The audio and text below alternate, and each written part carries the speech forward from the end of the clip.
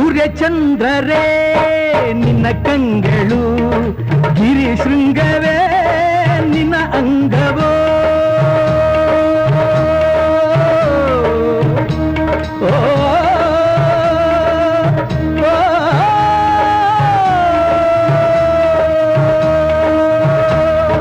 ದಿಕ್ಪಾಲಕರೇ ನಿನ್ನ ಕಾಲ್ಗಳು, ಮಿಂಚು ಸಿಡಿಲು ನಿನ್ನ ವೇಗವು. ಜೀವ ಜೀವದಲ್ಲಿ ಬೆರೆತು ಹೋದ, ಭಾವ ಭಾವದಲ್ಲಿ ಕರಗಿ ಹೋದ. ಜೀವಾಶ್ವದ ದುರಾದಯ, ಪ್ರಾಣಾಶ್ವದ ಮರೆಯಾದಯ.